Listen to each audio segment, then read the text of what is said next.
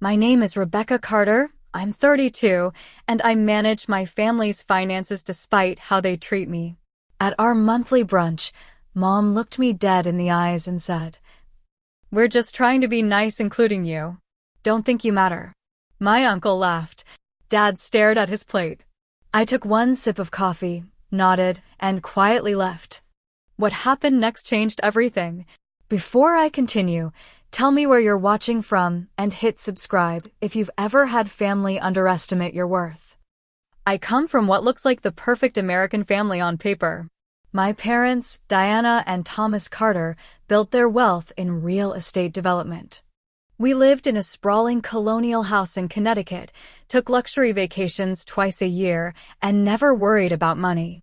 But beneath the polished exterior, our family dynamics were anything but perfect. From an early age, I showed an aptitude for numbers. While my siblings followed my parents into flashier careers, my brother Kyle became a surgeon. My sister Amanda a corporate attorney, I pursued finance. I graduated with honors from Wharton, built a successful career as a wealth manager, and, ironically, became the person who handled my family's complex financial portfolio. The cabin was the first major purchase I made with my inheritance from Grandma Ruth. She was the only one who truly saw me, leaving me a substantial sum with specific instructions that I use it to create something meaningful. The family had always talked about wanting a vacation property, so I found the perfect lakeside cabin in Vermont. 3 bedrooms, stunning views, a dock for fishing, everything they'd ever mentioned wanting. I put it solely in my name for liability reasons, though everyone used it freely. When my parents started complaining about managing multiple credit cards and accounts, I created a family shared credit line. I organized everything, negotiated excellent terms with the bank based on my professional connections, and made sure every family member had access to funds when needed. I managed the payments, tracked the expenses, and ensured everything ran smoothly. My financial expertise saved them thousands in interest and fees annually. Yet despite all this, I remained the afterthought at family gatherings. My opinion was the last sought, if considered at all. At the annual family meeting to discuss investments, my suggestions were often dismissed only to be later proposed by my father or brother and suddenly deemed brilliant. When the family decided to renovate the main house, I wasn't consulted until they needed the money released.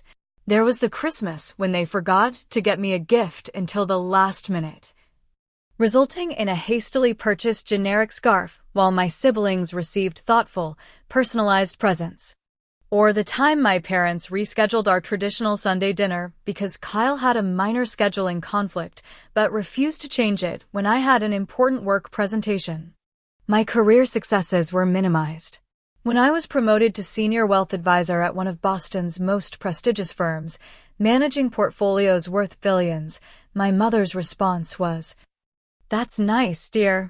Did you hear Kyle is being considered for chief of surgery?" My clients included celebrities and tech moguls, yet at family gatherings, my parents introduced me as simply working at a bank. Amanda, 2 years my junior, followed my parents' example. She'd casually dismiss my financial advice while simultaneously asking me to review her investment portfolio. Kyle, the golden child and oldest at 34, barely acknowledged my professional expertise while relying on me to manage his considerable savings. Even my 26-year-old cousin Jenna, who lived in the guest house rent-free thanks to arrangements I made, joined in the subtle put-downs. Only my Aunt Patricia occasionally defended me, having experienced similar treatment as the family outsider who married in. But even she remained silent during the worst episodes, unwilling to truly challenge my mother's authority in family matters. I tried everything to earn their respect. I hosted elaborate dinner parties at my downtown condo, only to have them criticize my choice of wine. I offered financial workshops for the family, creating personalized investment strategies that grew their wealth substantially, only to have them credit market conditions for the success. I bought thoughtful gifts, planned surprise celebrations, and bent over backward to accommodate their schedules. Nothing worked. I remain the family utility, useful when needed, invisible when not. The family accountant, convenient ATM, and occasional punchline. Each dismissal chipped away at me. But I held on to the hope that someday they'd recognize my worth. That hope, fragile as it was, sustained me through years of subtle cruelty. Until that Sunday brunch changed everything. The Sunday brunches were my mother's idea. Families should see each other regularly, she insisted, though these gatherings felt more like obligations than celebrations. Still, every month I arrived at my parents' house with a smile, bringing fresh pastries from the artisanal bakery near my condo and a determined optimism that maybe this time would be different. That particular Sunday in May seemed promising at first. The weather was perfect, warm sunshine, light breeze. Birds singing in the magnolia tree my father had planted when they first bought the house. Mom had set up brunch on the stone patio, the table dressed with her favorite floral tablecloth and grandmother's china. Everyone seemed to be in good spirits. "Rebecca, you made it," my mother said, air kissing my cheek. She smelled of Chanel No. 5 and mimosas. "We're just about to discuss the summer plans." I placed the bakery box on the sideboard. "I brought those almond croissants everyone likes." "How thoughtful," she said without enthusiasm, already turning away.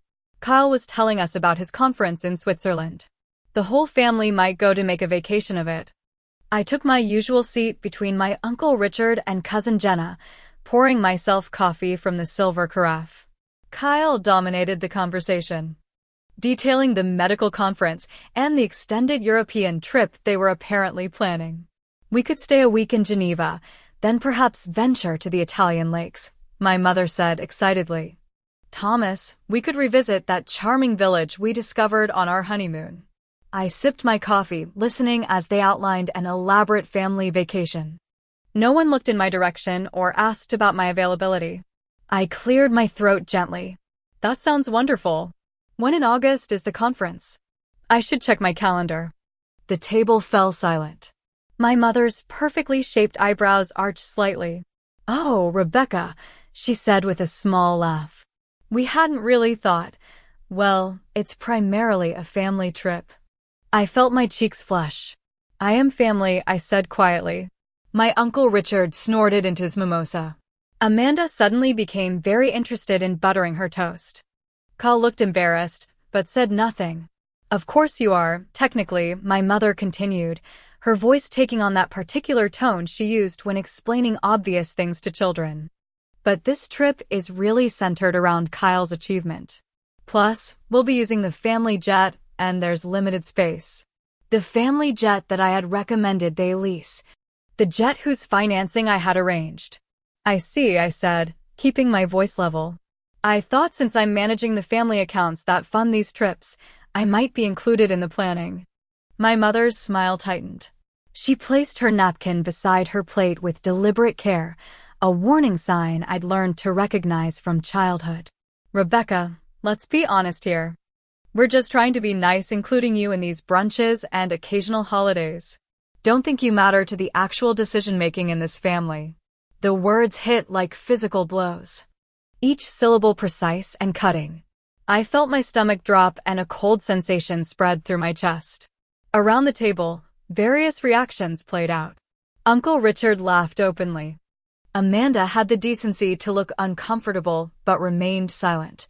My father studied his plate with sudden interest, refusing to meet my eyes or defend me. "Diana, that's a bit harsh." Aunt Patricia murmured, but without conviction. Kyle cleared his throat. "Mom, come on." "What?"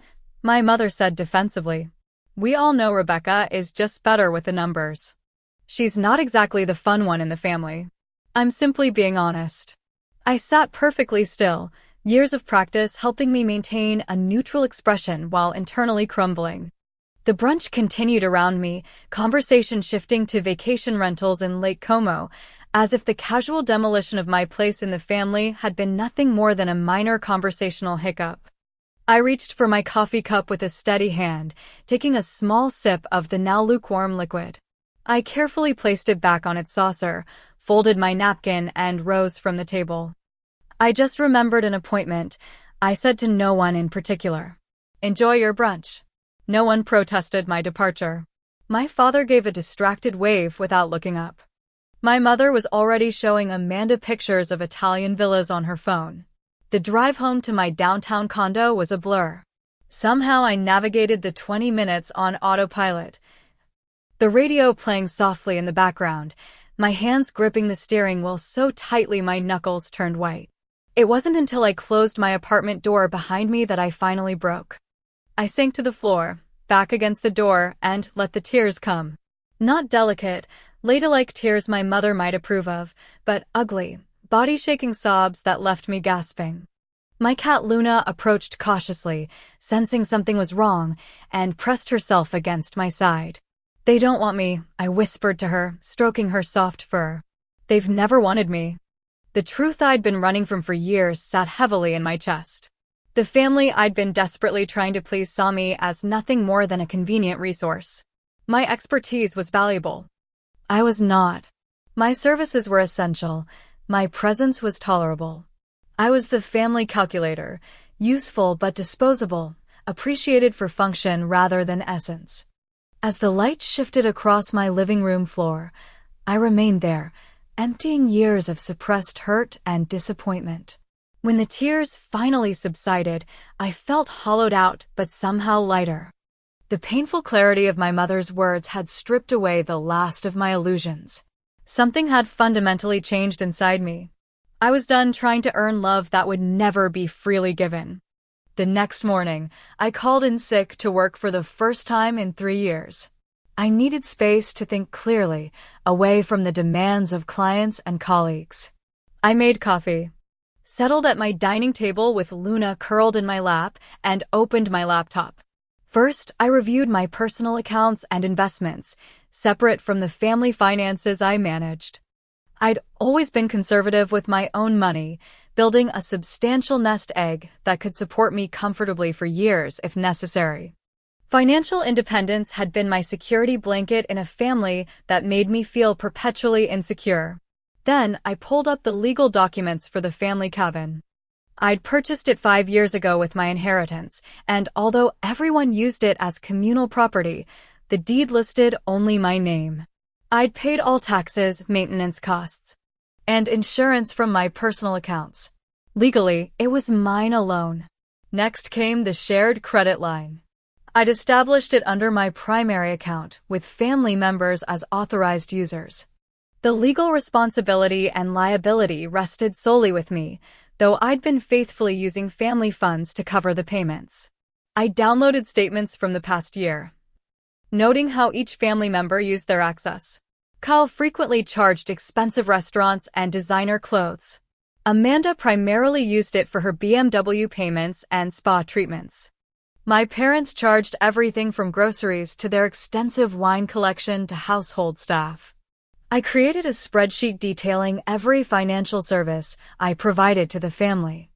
Managing their investment portfolio, worth millions, filing their complex tax returns, negotiating their insurance policies, handling property management for their various real estate holdings, and coordinating with their estate attorney.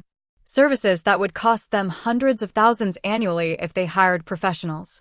By lunchtime, the picture was crystal clear. My family didn't just benefit from my expertise, they were dependent on it.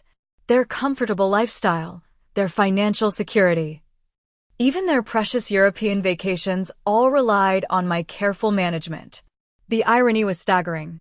They dismissed me while simultaneously needing me more than they realized. I took a break to call my friend Stephanie, a corporate attorney I'd met at Harvard Business School.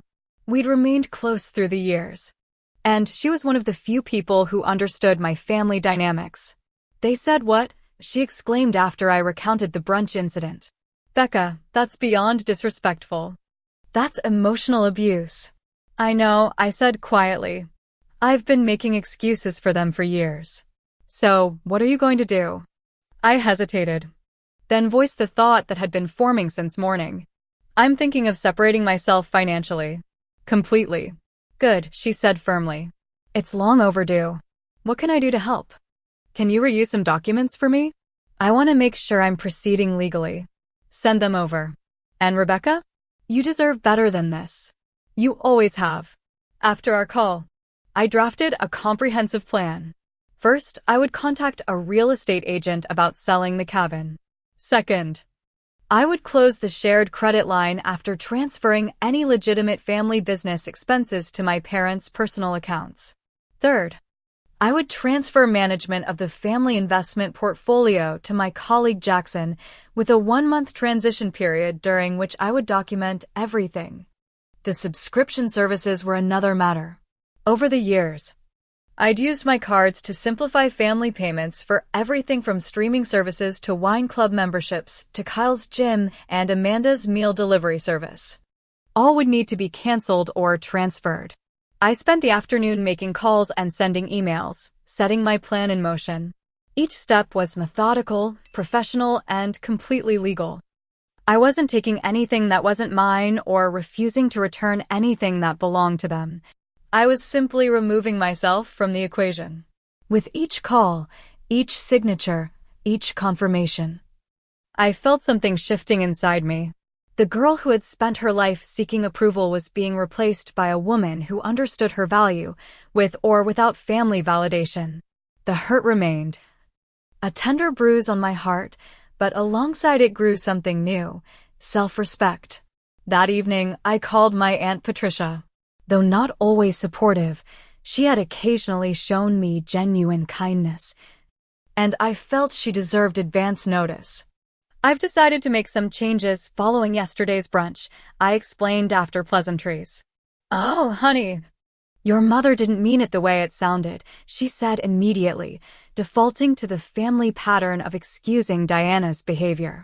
She meant exactly what she said, Aunt Patricia. And it's okay. It helped me see things clearly. What kind of changes? She asked cautiously. I'm disentangling myself financially from the family. You won't be affected directly, but you might hear about it from others. I wanted you to understand it's not done out of malice. There was a long pause before she spoke again, her voice softer. I understand more than you might think, Rebecca. Do what you need to do. As I prepared for bed that night, I felt the first flickers of doubt. Was I overreacting? Would this irreparably damage my relationship with my family? But then I remembered my mother's words, my uncle's laughter, my father's silence. The pattern would never change unless I changed it first. I set my phone to Do Not Disturb, curled up with Luna, and for the first time in years, slept deeply and dreamlessly. The decision was made. The plan was in motion. There was no turning back now. The real estate market in Vermont was surprisingly active for May. My agent, Melissa, called with exciting news just 3 days after listing the cabin. I have multiple interested parties, she said. One couple is particularly motivated. They're offering $15,000 above asking price for a quick, cash sale. I sat at my desk, staring out at the Boston skyline. They understand the property is being sold as is. Fully furnished? Yes, that's actually part of the appeal for them. They want a turnkey vacation home they can start using immediately. The cabin my family thought of as theirs would belong to strangers within weeks. The place where we'd spent Thanksgivings and summer weekends, where Kyle had taught his son to fish, where my father claimed to do his best thinking. I felt a momentary pang of guilt, quickly followed by the memory of my mother's dismissive voice. Don't think you matter. Let's accept the offer, I said firmly. How quickly can we close? 2 weeks if everything goes smoothly. Perfect. Send over the paperwork. After hanging up, I walked to my kitchen and poured a glass of wine. This was really happening. The first domino was falling. Part of me had expected to feel victorious, but instead, I felt a complex mixture of sadness and relief. I wasn't enjoying hurting my family. I was simply refusing to be hurt by them any longer. The next day, I visited my bank to handle the shared credit line. The personal banker, James, had worked with me for years and greeted me warmly. What can I do for you today, Ms. Carter? I need to close the family shared credit line, I said, sliding over the account information. His eyebrows rose slightly. The entire line? This is a substantial account. Yes, the entire line. I've already transferred any recurring legitimate business expenses to other accounts. I'd like to give the authorized users 48 hours notice before full closure. Of course. We'll send formal notifications. May I ask if there's been a problem with the service? I smiled politely. No problem with the bank at all. Just a change in family financial arrangements. James nodded professionally, though curiosity lingered in his eyes. He processed the paperwork, and I signed where indicated. Another domino down. Back at my office, I drafted emails to all the subscription services. Netflix, Hulu, HBO, Apple Music, Spotify Premium, Wine Club, Whiskey Club, Cheese of the Month, Amanda's Meal Kit deliveries, Kyle's luxury gym membership, my mother's fashion box subscriptions, my father's rare book club. Each email was professional and direct, requesting immediate cancellation or transfer information. The investment portfolio transition was more complex. I scheduled a meeting with Jackson, explaining that I needed to transfer management of my family's accounts. That's a significant portfolio, he said, reviewing the numbers. May I ask why you're transferring it? These accounts have performed exceptionally well under your management. Personal reasons, I said simply. But I'll help with the transition. I've prepared detailed documentation of all holdings, strategies, and family preferences. Jackson, ever the professional, nodded. I'll take good care of them. Will you continue managing your personal investments through us? Absolutely. This change only affects the family accounts. I spent the next day creating comprehensive financial summaries for each family member, detailing exactly what I had managed for them, what changes were being made, and what actions they would need to take going forward. I was being more generous than necessary, but I wanted to be absolutely beyond reproach. This wasn't about leaving them financially stranded. It was about removing myself from the equation. As I worked, notifications began appearing on my phone. Subscription services confirming cancellations. The bank verifying the credit line closure process had begun. The real estate agent sending the signed acceptance of the cabin offer. With each notification, the reality of what I was doing became more concrete. After years of being the reliable, accommodating family financial manager, I was asserting boundaries. It felt terrifying and liberating in equal measure. That evening, while preparing dinner, I received the first confused text from Amanda. Hey, something weird happened with my meal delivery. They're saying the payment method is invalid. I didn't respond immediately. This was just the beginning. The next morning brought the closing documents for the cabin sale. I reviewed each page carefully before signing, remembering the day I'd purchased it, how excited I'd been to surprise the family with a place that could bring us together. How naive I'd been. As I signed the final page, transferring ownership to the young couple who'd fallen in love with it sight unseen, I felt a weight lifting. The property that had symbolized my desperate attempt to buy family approval was no longer mine. The proceeds would be transferred to my personal account within days. By the end of the week, most of my plan had been executed. The cabin was sold. The credit line was closed. Subscription services were canceled. Investment portfolio transition was underway. I'd done everything methodically and legally, documenting each step to protect myself from potential accusations. I hadn't heard directly from my parents or Kyle yet, though Amanda had sent several increasingly irritated texts about various subscriptions. I knew it was only a matter of time before the full impact hit them.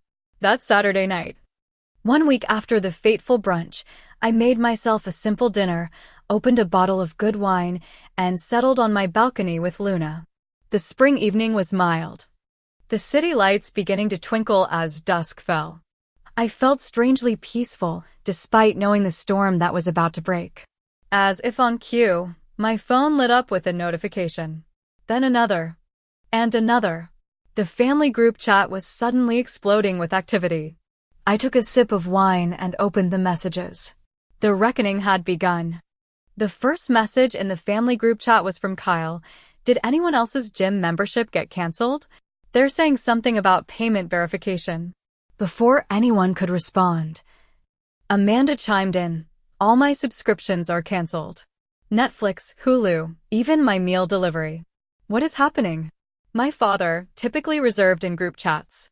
Diana's wine club delivery was refused today. Something about payment method no longer valid. Then my mother. The housekeeper said her last direct deposit didn't go through. Rebecca, are you seeing these messages? There seems to be an issue with the accounts you manage. I watched the conversation unfold without responding, sipping my wine as the confusion turned to frustration.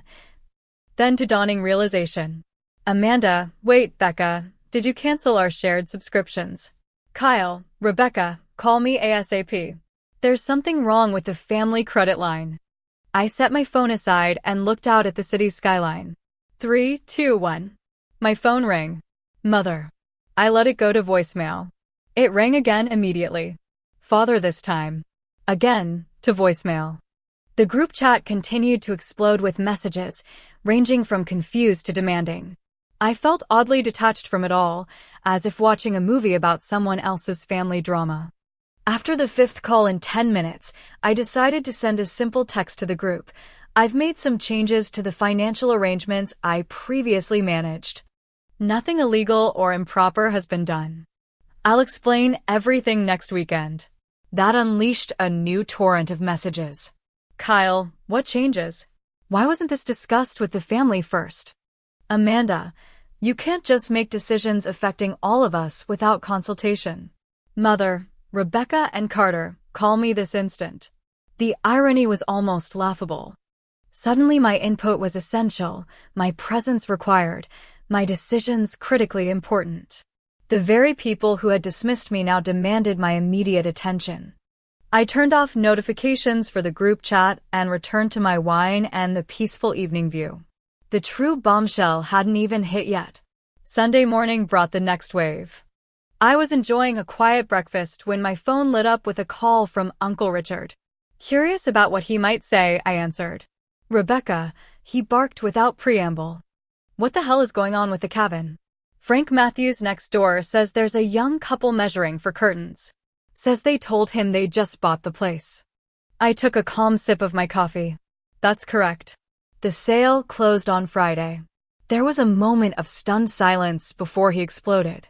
You sold the family cabin? Without discussing it with anyone? Have you lost your mind? It was my cabin, Uncle Richard. Purchased with my inheritance, titled solely in my name. I was free to sell it as I wished. But that's the family vacation property.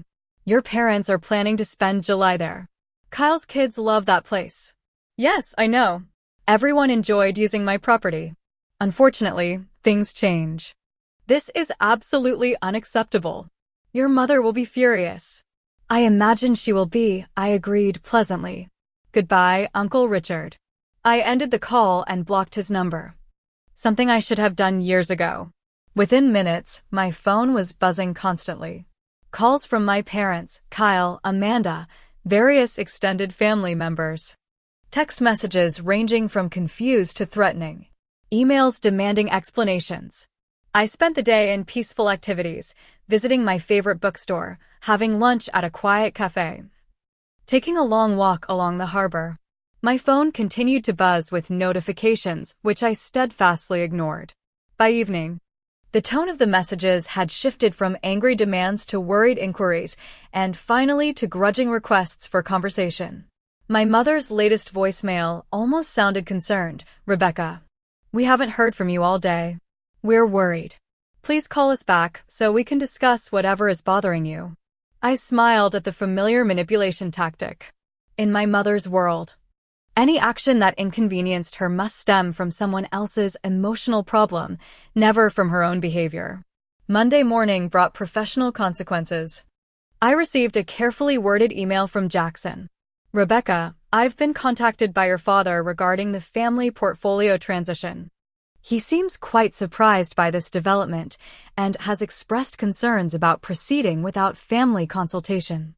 Given our firm's commitment to clear communication with all parties, could we schedule a meeting to ensure everyone is aligned? I replied with equal professionalism. Jackson, as we discussed, I am the authorized manager of these accounts and have full legal authority to transfer their management. My father has no official role in these decisions. Please proceed as planned.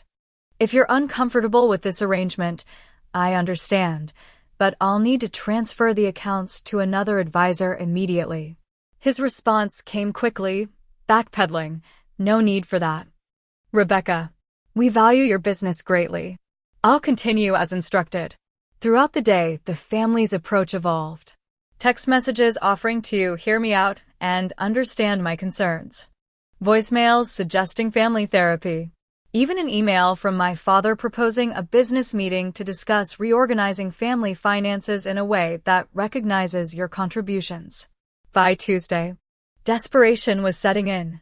My mother sent a message that almost sounded like an apology. Rebecca, if this is about what was said at brunch, I may have spoken too harshly. You know how I can be before my second mimosa. Please call so we can sort this out. Kyle, always pragmatic, cut to the chase. Becca, whatever Mom said, we can work through it. But I need access to the investment accounts ASAP. I'm closing on a new vacation property next week and was counting on those funds. I felt a pang at that. Kyle was purchasing a vacation property, something that would never have occurred to anyone when I owned the cabin. It perfectly illustrated my place in the family hierarchy. The real crisis hit Wednesday evening when my father called from an unknown number, which I answered without recognizing it. Rebecca, he said, his voice uncharacteristically agitated. The family credit cards are being declined everywhere. Your mother was at Nordstrom and had to leave her purchases behind. This has gone far enough. I closed the shared credit line. I confirmed calmly. As I was the primary account holder, that was my right. But why? What possible reason could you have for disrupting the entire family this way? I took a deep breath. Do you remember Sunday brunch, Dad? When Mom said you were just being nice, including me, and that I shouldn't think I matter. Do you remember what you said in my defense? There was a long silence. Nothing, I continued. You said nothing. You've never said anything when she dismisses me. So now I'm removing myself from the equation. No more financial management. No more cabin. No more shared expenses that I track and organize while being treated like an afterthought. Rebecca, you're overreacting. Your mother speaks without thinking sometimes. But this isn't about one comment. It's about a lifetime of being valued for what I provide rather than who I am. I'm done with it. We need to discuss this as a family. We will. Sunday at noon. My condo. I'll send calendar invites. With that, I ended the call. That night, as I prepared for bed, my phone lit up with one final message. It was from Aunt Patricia. I heard about everything. For what it's worth, I think you're incredibly brave. Whatever happens Sunday, remember that standing up for yourself is never wrong. I smiled, grateful for the small validation, and turned off my phone. The stage was set for Sunday's confrontation. I needed to prepare. I spent the days before the family meeting preparing both my home and myself. I cleaned my already tidy condo to perfection, ordered a selection of pastries from the same bakery I'd brought to that fateful brunch, and arranged seating in my living room that would allow me to face everyone directly. Mentally, I rehearsed what I wanted to say, consulting with my therapist in an emergency session on Friday afternoon. Remember, Dr. Lewis said, they'll try to minimize your feelings. Reframe the narrative and possibly attack your character. Stay focused on the specific behaviors and your boundaries going forward. What if they refuse to acknowledge any wrongdoing? I asked.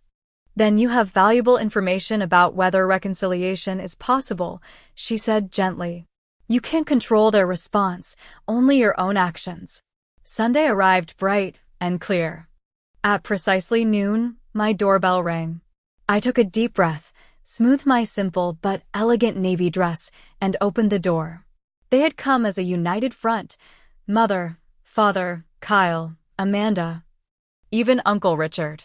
Aunt Patricia stood slightly apart, giving me a small, encouraging smile. Please come in, I said, stepping aside. Thank you for coming. They filed into my living room. Taking in the carefully arranged seating, the coffee service, the pastries displayed on my grandmother's silver tray, a deliberate reminder of my connection to the family legacy. "Well," my mother said, looking around with barely concealed disdain, "you've certainly gone to some trouble." "I believe this conversation deserves proper attention," I replied evenly, gesturing toward the seating. "Please, make yourselves comfortable." They arranged themselves on my sectional sofa while I took the armchair opposite, creating a natural focal point.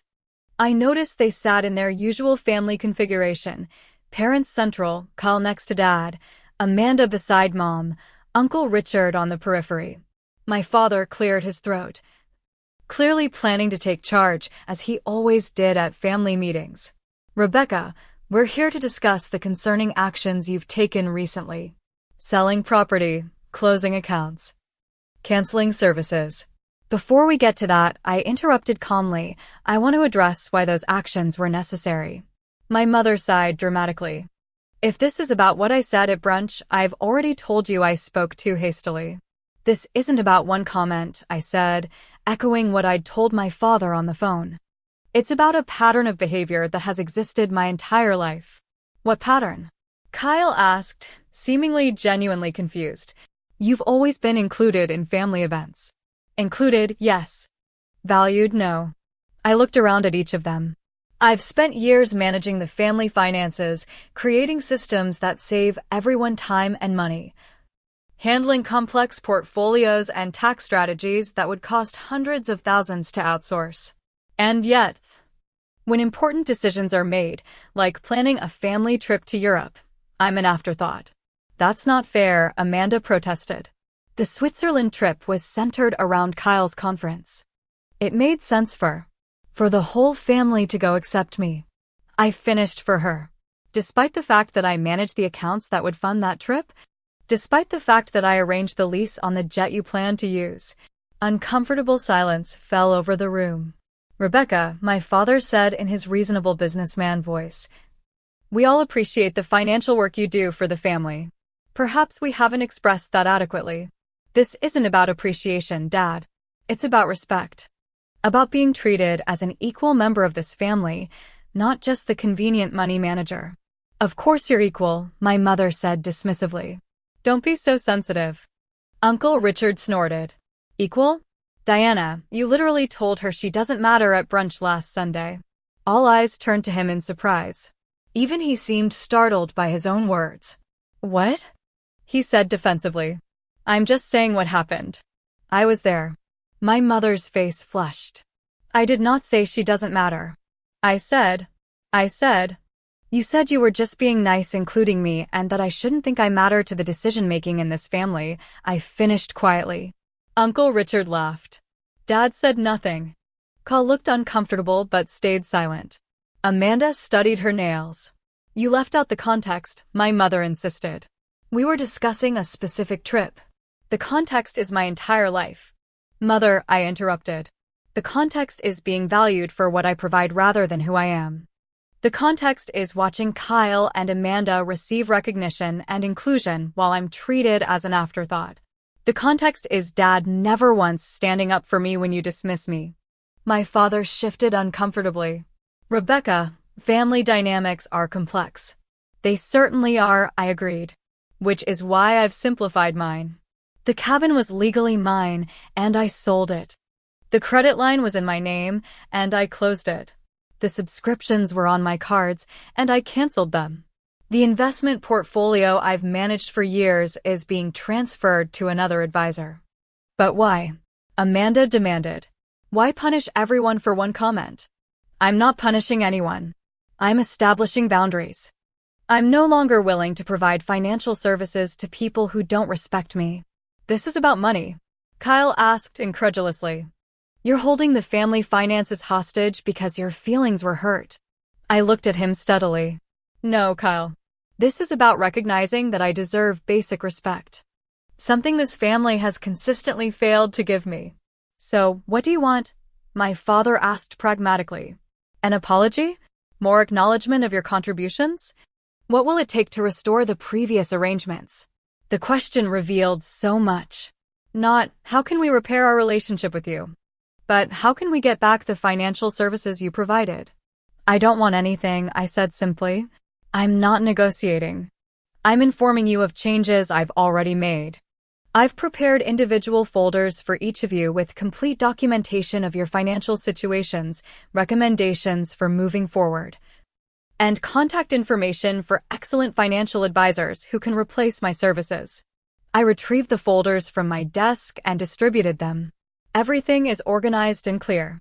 You'll find this transition much smoother than you might expect. My mother left her folder unopened on the coffee table. This is ridiculous. We're family. Families don't keep score or charge each other for help. You're right, I agreed. Families should support each other out of love, not obligation. They should value each member equally, not just for what they can provide. They should defend each other when someone is being mistreated. I looked around the room. I've spent years trying to earn my place in this family. I bought the cabin hoping it would bring us together. I managed the finances hoping my expertise would be valued.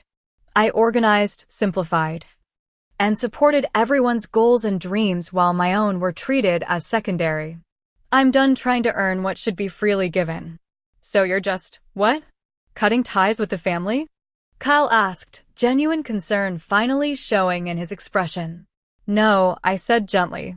I'm establishing the conditions under which I'm willing to be part of this family going forward. I will no longer manage anyone's finances except my own. I will no longer provide free financial consulting. I will attend family events only when I'm genuinely wanted, not as an obligation. And how are we supposed to know when you're genuinely wanted? My mother asked sarcastically. It's actually quite simple, Mother. Invite me because you want my company, not because you need something from me. Ask my opinion because you value it, not as an afterthought. Defend me when I'm disrespected, even if it's uncomfortable. My father, ever the businessman, seemed to be calculating losses and gains in his head. And if we meet these conditions, then we can build a healthier relationship, one based on mutual respect rather than utility. Aunt Patricia, who had remained silent until now, spoke up. I think what Rebecca is asking for is completely reasonable. We should all reflect on how we've treated her. My mother shot her a withering look, but said nothing. The meeting continued for another hour, cycling through predictable stages. Denial. We've always treated you as part of the family. Anger. After everything we've done for you. Bargaining.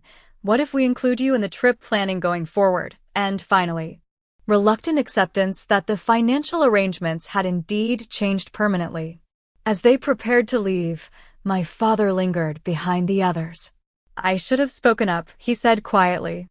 At the brunch and many times before. I'm sorry, Rebecca. It was the first genuine moment of the entire confrontation, and it caught me off guard. Thank you, Dad. I don't know if things can go back to the way they were. They can't, I interrupted gently. But maybe they can be better than they were. He nodded thoughtfully and joined the others waiting by the elevator. As I closed my door, I felt exhausted but strangely peaceful. For the first time in my adult life, I had stood up for myself without backing down, without accepting half measures, without compromising my worth for family approval. Whatever happened next, that victory belonged to me alone. The weeks following the family confrontation brought a predictable pattern of reactions.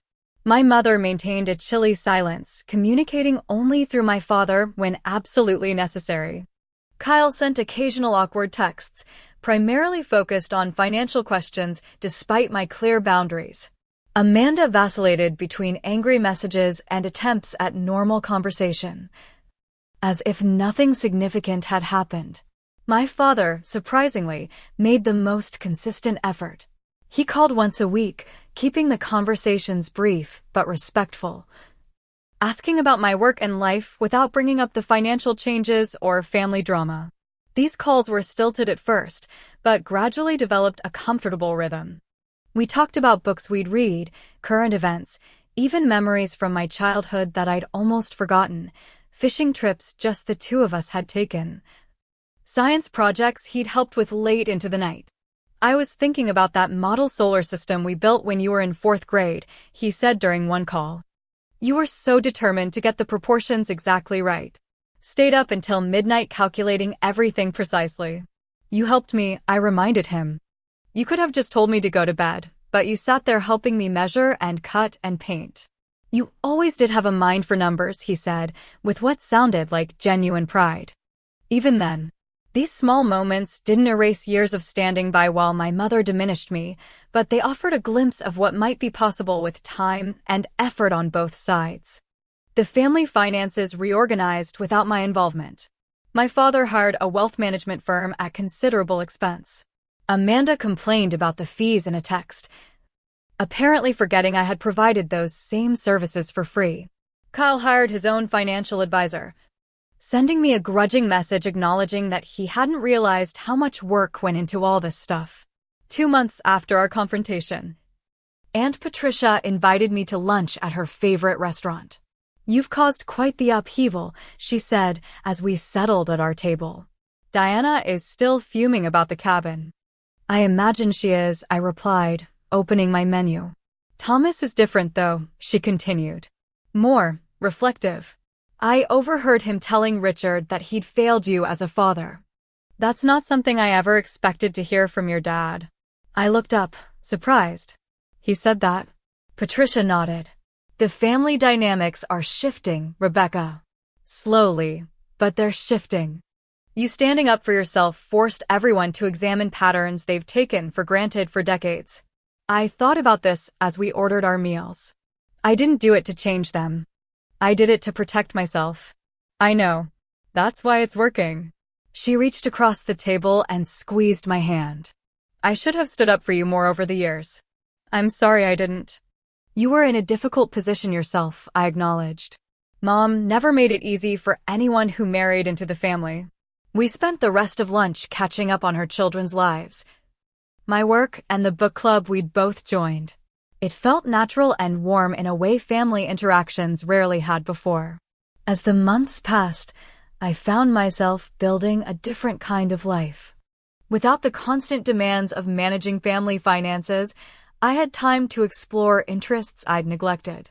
I took a pottery class, joined a hiking group, and volunteered at a financial literacy program for underserved communities. I developed deeper friendships, no longer canceling plans to handle family financial emergencies. My friendship with Stephanie strengthened as we met weekly for dinner or drinks. I grew closer to my colleague Jackson outside of work, discovering shared interests in jazz and contemporary art. My neighbor Emma, whom I'd barely spoken to despite living across the hall for 3 years, became a regular movie night companion. 6 months after the confrontation, my mother finally broke her silence with a text message. "Your father's birthday dinner is next Saturday at Le Bernardin. 7 p.m. We'd like you to join us." No demand for financial advice. No guilt trip. No mention of past conflicts. Just an invitation. I considered declining, but decided to attend with clear boundaries and low expectations. To my surprise, the dinner was almost pleasant. My mother remained somewhat distant, but made visible efforts to include me in conversations. Kyle asked about my volunteer work with genuine interest. Amanda shared stories from her recent cases without the competitive edge that usually characterized our interactions. "You look well, Rebecca," my mother said as we waited for dessert. "There's something different about you." "I am well," I replied simply. She nodded, something like respect flickering briefly in her eyes. The true test came 3 months later when Kyle's wife Jessica gave birth to their second child, a daughter they named Elise. The family gathered at the hospital to welcome the newest member. As I held my tiny niece, Kyle looked at me with unexpected seriousness. "Jessica and I were hoping you might consider being Elise's godmother." I looked at him in surprise. "Really? Really?" Jessica confirmed from her hospital bed. "You're the most responsible, compassionate person we know, Rebecca. We want Elise to have you as a guide in her life." The request felt significant, not because of any financial implication, but because it acknowledged qualities in me beyond my utility to the family. It recognized my character, my values, my capacity for love. "I'd be honored," I said, looking down at the sleeping infant. Nearly a year after that fateful brunch, I hosted a dinner party at my condo. Around my table sat Stephanie, Jackson and his husband David, Emma, and to many people's surprise, Aunt Patricia and my father. My mother had declined the invitation. Some changes take longer than others, but her absence didn't diminish the warmth of the evening. As we enjoyed dessert and coffee, my father raised his glass in a toast. To Rebecca, he said, who had the courage to teach an old man some new tricks. Later, as guests were leaving, he lingered behind. "I'm proud of you," he said quietly. "Not for your success or your financial acumen, though those are impressive.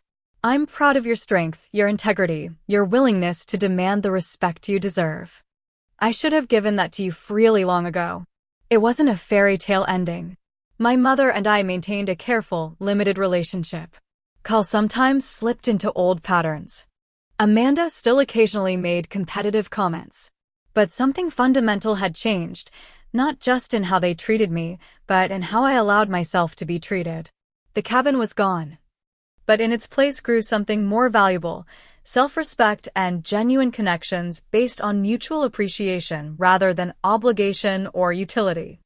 I had finally learned that family, true family, isn't defined by blood or shared credit lines, but by respect, support, and love freely given. Sometimes the bravest thing we can do is simply walk away from the table where respect isn't being served. Sometimes the most valuable inheritance isn't money or property, but the courage to say, "I matter." Not for what I provide, but for who I am. If you've ever struggled with family members who undervalue you, remember that establishing boundaries isn't selfish, it's necessary. Have you ever had to stand up to family for your own well-being? Share your experience in the comments below. And if this story resonated with you, please hit that like button and subscribe for more stories about finding strength in difficult relationships. Thank you for listening to my journey, and remember, you matter exactly as you are.